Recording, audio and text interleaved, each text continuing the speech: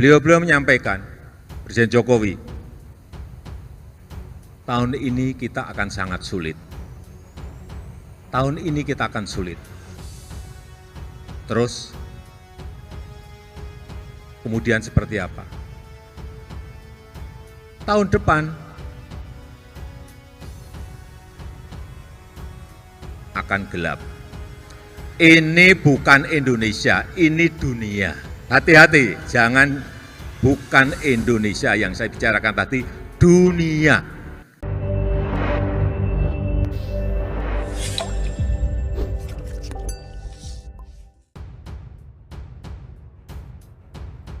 Akhir masa pemerintahan Jokowi yang sangat berantakan.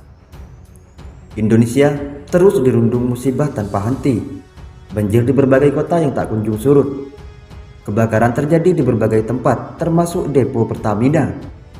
Pembunuhan imam masjid terus terjadi, krisis ekonomi terus membelit rakyat. PHK massal di mana-mana. Kedaulatan Indonesia terus dirongrong Cina. Ini semua akibat dari pengelolaan negara dipimpin oleh orang-orang yang bukan ahlinya. Sabda Nabi SAW, jika suatu urusan diserahkan kepada orang yang bukan ahlinya, tunggulah kehancurannya. Selain secara kualitas, kompetensi mereka adalah orang-orang yang tidak layak. Mereka juga membawa karakter akhlak dan moralitas yang rusak.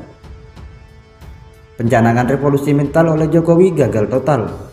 Karena selain tanpa konsep yang matang, yang terutama menjadi sumber kerusakan moral justru berasal dari pemimpinnya, yaitu Jokowi sendiri. Sehingga aparat yang di bawah menjadi tidak jujur dan tidak bisa dikendalikan oleh atasan. Di era Jokowi berlaku moto, yaitu maling teriak maling atau jarkoni. Iso ngajar ora iso ngelakoni. Jika Jokowi lengser bukannya mewariskan kemajuan, keadilan dan kesejahteraan, tapi keterpurukan. Hampir semua aspek kehidupan di rezim ini berantakan, buta dan tidak sesuai realita kalau ada orang yang memuji-muji rezim Jokowi karena keberhasilannya. Mari kita analisa beberapa aspek saja. Mari. Indonesia pada pertumbuhan menurut Direktur Pusat Penelitian Kebijakan Ekonomi atau PPKE, Fakultas Ekonomi Bisnis Universitas Brawijaya atau FEBUB, Chandra Fajri Ananda menyebutkan bahwa secara makro, kondisi ekonomi Indonesia masih lebih baik dibandingkan dengan negara lain. Maksudnya yang mengalami kemerosotan. Tapi apa artinya ekonomi makro bertumbuh jika ekonomi mikro terpuruk?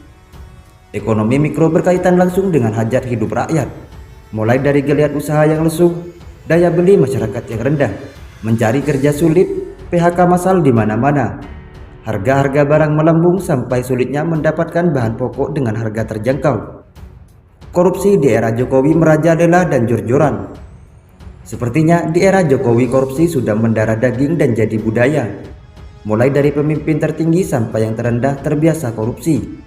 Mulai dari keluarga Jokowi, keluarga Megawati, para pimpinan dan anggota lembaga tinggi negara, para menteri kabinet, para anggota dewan yang tercela atau tidak layak disebut terhormat, para ketum parpol, sampai kepada pegawai eselon bawah dan terbawah. Sepertinya semua instrumen hukum di Indonesia saat ini benar-benar mandul, tidak bisa menjerat para koruptor secara frontal, sistematik dan efektif efisien. KPK, MK, Kejaksaan, Pengadilan Negeri, MA dan Kepolisian menjadi lahan korupsi yang masif. Ketiga, kriminalisasi para ulama dan tokoh perubahan yang sangat biadab. Sikap Islamfobia dari rezim ini telah menempatkan Islam dan pengamal Islam yang istiqomah bukan sebagai mitra, apalagi referensi, tapi malah dijadikan sebagai musuh negara. Bahkan ada statement dari Ketua BPIP, yaitu Yudian Wahyudi, bahwa agama adalah musuh Pancasila. Demikian juga statement yang disampaikan Puan Maharani dari PDIP, bahwa agama menghambat kemajuan. Makanya dalam pandangan Megawati, istiqomahnya ibu-ibu ikut pengajian itu hal yang buruk, karena akan menelantarkan anaknya atau stunting. Para ulama sebagai anak cucu para pahlawan kemerdekaan dan pendiri bangsa ini yang notabene telah berjasa kepada bangsa Indonesia malah dikucilkan, dipersekusi, dan dikriminalisasi. Keempat, penegakan hukum di era Jokowi sangat kacau. Hukum dipermainkan, banyak yang terjerat hukum tapi tidak ada sanksi. Hukum tidak lagi menjadi sakral yang dihormati oleh semua warga Indonesia, tapi sudah jadi alat kepentingan penguasa. Undang-undang dilanggar, konstitusi berkali-kali dilanggar oleh Jokowi tapi dibiarkan saja oleh MPR.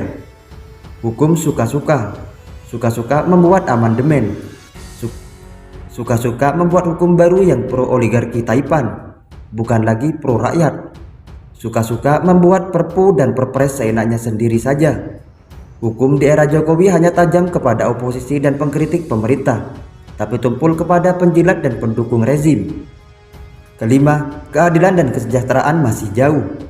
Hanya di era Jokowi kehidupan semakin sulit, keadilan menjadi barang langka, dan kesejahteraan makin hari makin sengsara dan menderita. Bukan itu saja, rakyat terus diperas dan dihisap darahnya sampai hampir kering. BBM makin tak terjangkau. Pajak rakyat terus diuli agar menambah pemasukan negara. Tidak peduli rakyat makin terjeki atau tidak. Ada dua kehebatan Menteri Keuangan kita, yaitu Sri Mulyani. Satu, jago ngutang tak terkendali. Dua, terus menaikkan pajak rakyat dan terus mencari agar semua jenis usaha dipajak, termasuk bagi pedagang kecil. Hanya orang-orang yang telah menikmati enaknya uang yang tidak halal dan mencekik rakyat yang memuji-muji kepemimpinan Jokowi. Bagi rakyat dan orang-orang yang waras, bisa menyaksikan bahwa Jokowi telah gagal dalam mengelola negara. Semoga segera turun pertolongan Allah, sehingga kelingsiran Jokowi bisa dipercepat sehingga Indonesia bisa segera keluar dari krisis multidimensi.